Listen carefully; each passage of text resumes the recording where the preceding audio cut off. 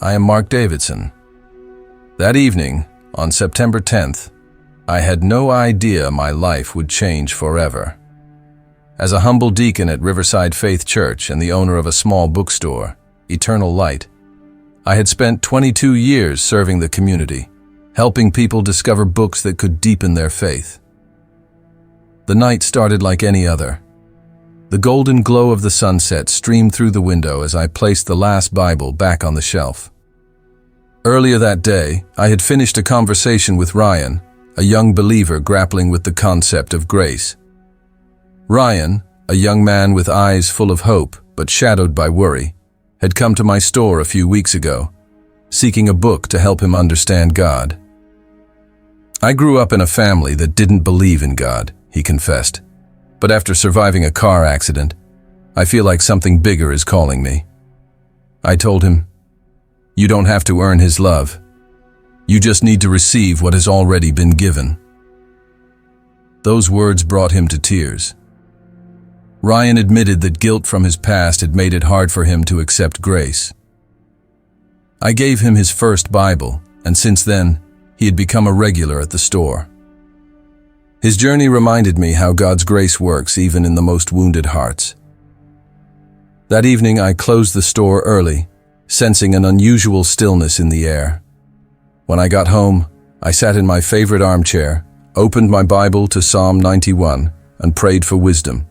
Little did I know that the batteries in my carbon monoxide detector had failed, and the invisible gas was quietly filling the room. As I read, the verse, "He will cover you with His feathers, and under His wings you will find refuge," resonated deeply within me. But soon, my vision blurred, and the Bible slipped from my hands.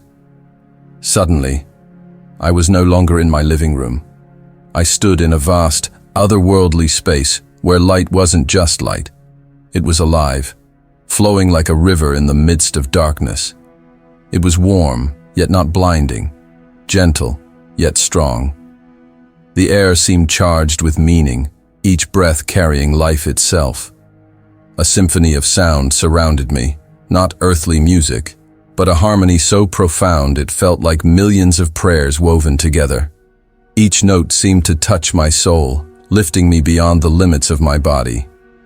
Then I heard a voice, gentle yet commanding. "Mark." I turned and saw a radiant being before me. The light emanating from it wasn't just bright. It radiated peace deep into the recesses of my soul. Each ray seemed to carry a reminder. I was not alone, and I was unconditionally loved. Your time of preparation is complete. You have been chosen to witness what is to come. Are you willing? Questions flooded my mind.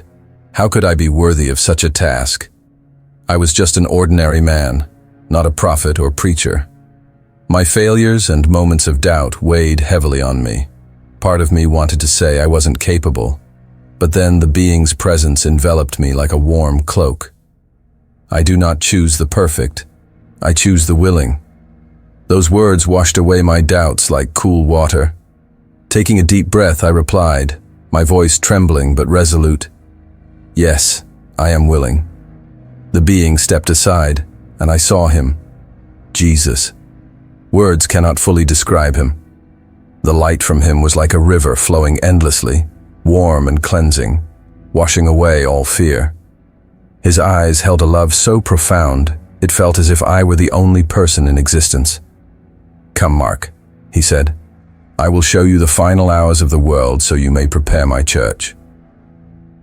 What I witnessed next was beyond anything I could have imagined. Jesus showed me glimpses of the future, the final moments of the world, and their impact on those who would hear this story.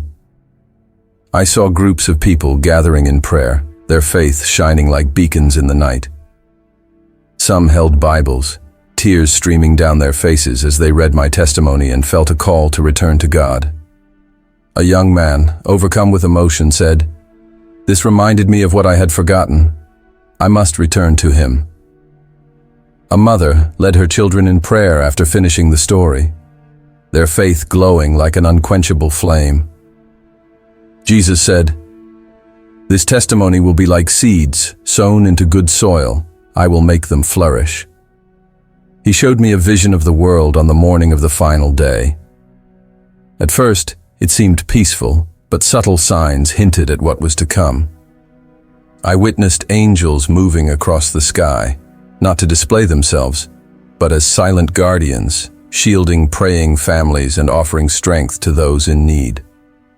One angel rested a hand on the shoulder of a man kneeling in a church, helping him rise with renewed faith. On earth, subtle signs began to appear. Mysterious lights danced across the night sky before dawn, resembling celestial candles breaking through the darkness. In another place, a child turned to his mother and said, "I dreamed of Jesus coming." He told me, "Pay attention to this stillness. It is the moment I am preparing great things." As time passed, I observed a global spiritual awakening. Entire communities felt an undeniable urge to pray. In a small village, people gathered in a church, staying through the night without understanding why. Their hearts burned with a newfound passion. An elderly woman shared her testimony with a group of young people, and a voice whispered, "They need the wisdom of those who came before. Her words will plant the seeds of faith." When the countdown reached its midpoint, an extraordinary event unfolded. Every electronic device around the world displayed a single message: "Prepare, for the King is coming." The verse Revelation 22:12 appeared in every language. People flooded the streets. Some fell to their knees in prayer. Others rushed to call loved ones and seek forgiveness. Still, there were skeptics who tried to explain the event with science. A voice spoke again. "This message is a final gift of grace. Those who hear and respond will be saved." The sky transformed. A radiant light, not from the sun but from Jesus' glory, illuminated everything. Believers stood in overwhelming joy, their faith shining like unquenchable lamps in the night. But for those who had rejected him, the light brought a profound fear. The voice said, "This light is the warning. What follows will change human history forever." Then Jesus spoke to me directly. "Live each day as if I am returning today, but plan as though I may come in a generation. Guard against deception. Hold fast to my word and encourage one another. Let your faith shine as a guiding light for others. Do not seek to escape, but be a beacon of hope in the darkness. Everything you need is already within your hands. Use it. Above all, nurture your relationship with me. It is your greatest protection. Trust my timing. I am not delayed, but patient." When I returned, paramedics surrounded me with concerned faces, but I knew the real change was in my heart and soul. From that moment, I began to share my experience with everyone willing to listen. Many were skeptical, questioning the truth of what I had seen, but their doubts didn't deter me. I spoke with sincerity, and I witnessed lives transformed. I saw strangers moved to tears during prayer, believers uniting with a renewed commitment to their faith. In a small rural church, an elderly woman approached me and said, "Your story gave me hope again. I used to think God no longer heard my prayers." Her shining eyes were proof of the love Jesus wanted to spread. Throughout this journey, I saw communities healed, families reunited, and broken lives restored. I realized this testimony wasn't just for me.